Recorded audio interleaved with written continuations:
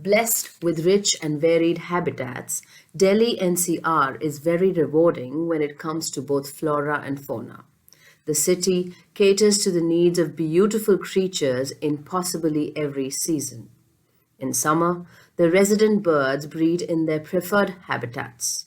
The monsoon attracts several birds and insects, and the winter is well known for migratory birds. Delhi's rich biodiversity is mainly due to the different kinds of habitats it celebrates, such as scrublands and deciduous forests in the Aravllis and the ridge. Wetlands like Okhla Bird Sanctuary and small grasslands sometimes found adjacent to wetlands and scrublands. Each habitat is home to both generalist species as well as habitat specialists. No wonder, then, that Delhi is an avifauna marvel and the second most bird-rich capital city in the world, after Nairobi in Kenya.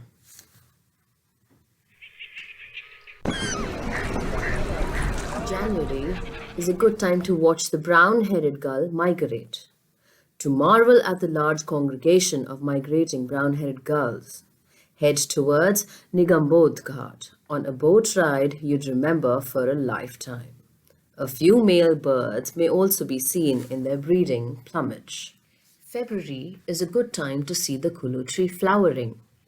Once believed to have been a part of the Delhi Ridge, the magnificent kulu has almost disappeared from the city. But the Aravllis Biodiversity Park in Gurugram has a few blooming specimens. The tree stands out with its white, chipping trunk, its branches spreading upward like that of a dancer's arms mid-pose. It displays khaki-colored flower clusters, deep red-brown on the outside and green on the inside. The tree is also known to have medicinal uses. Locally, it is also called katila or katira.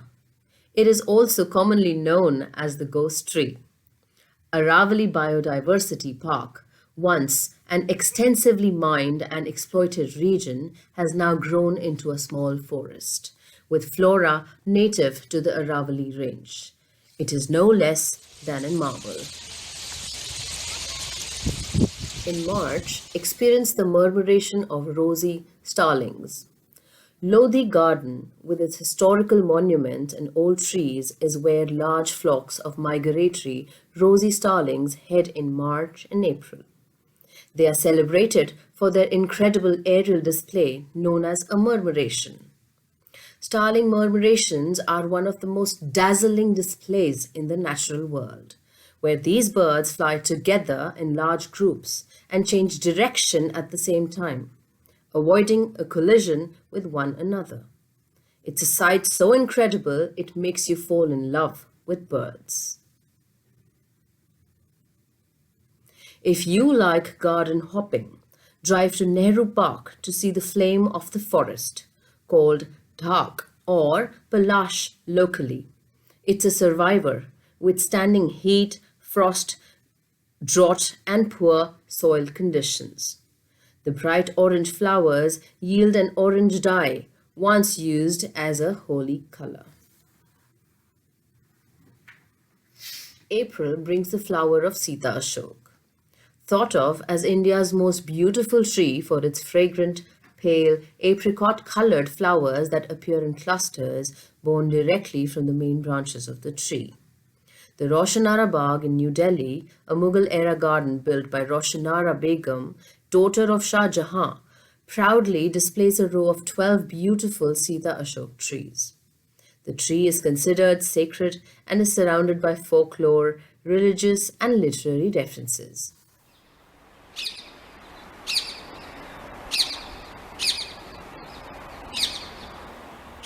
May hears the calls of the brown-headed barbet. A loud cavity nester, the brown-headed barbet breeds in May in the lushness of Sundar Nursery, a 16th century heritage park, home to several old trees that have developed holes and thus make comfort cavity nesters. The loud green barbet with the brown head is observed on tree tops, calling to attract mates. It starts pairing in April and breeds in May, where the males feed the females in cavities to keep them comfortable.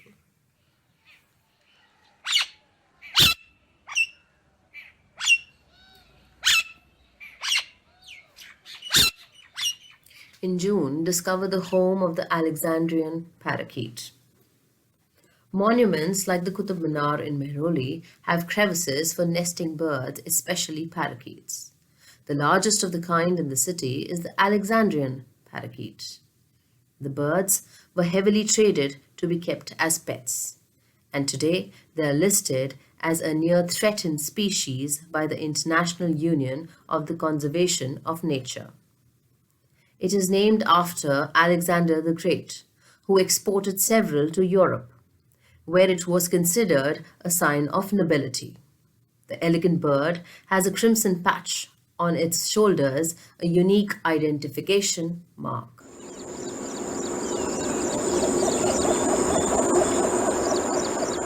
In July, spot the cinnamon bittern.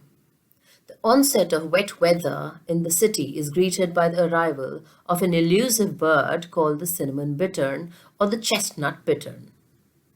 The bittern is fairly big and is a cinnamon-colored bird. Okhla Bird Sanctuary in Noida is perhaps one of the richest wetland reed habitats in Delhi NCR. In July, August, you may often see these beautiful birds shying away in reeds or flying from one patch to another.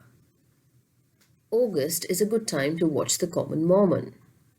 The butterfly park at Asola Bhati Wildlife Sanctuary plays host to a variety of butterflies at this time. Most belonging to the family of swallowtails are large and brilliantly colored with a tailed hind wing. Common mormons are predominantly black with white markings on males and females displaying some red on the hind wing.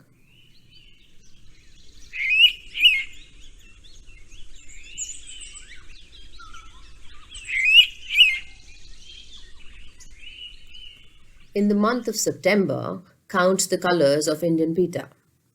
Commonly known as the Navarang in Hindi, the Indian Pita has 9 colors. It nests on trees in Bonsey Nature Park in Bonsey, Gurugram. The birds are shy, but when they start to pair on arrival from southern India, they are vocal. Recognize a zebra blue in October, a small, fast, and jittery butterfly from the family of blues, the largest family consisting of over 6,000 species of butterflies. The butterfly has orange spots on the head-like tail to confuse predators. It is seen on ornamental plumbago flowers at the Hosrani City Forest in Saket. November is a good time to enter the reforested zone, the Yamuna Biodiversity Park in Wazirabad. It is located on the Yamuna riverfront and has been developed by the DDA and scientists of the University of Delhi into a haven for birds. Several migratory ducks from the Europe and other parts of Asia, like the common pochard, come in winter to the wetlands. A diving or dabbling duck, fish, molluscs, and aquatic plants are its primary source of food. In December, make sure to visit the wetland. Sultanpur National Park in Sultanpur village, Gurugram, was first declared a bird sanctuary in 1972 when Peter Jackson, a prominent British ornithologist, approached the then Prime Minister Indira Gandhi for the need to protect the place for its avifauna brilliance. Later, in 1983, it was upgraded to a national park. Before concretization and the construction of drainage, the area was naturally waterlogged. Though this is now artificially maintained, it still attracts thousands of migratory birds like the brown goose, the common teal, the northern shoveler that flock together and spend this winter in the rich habitat.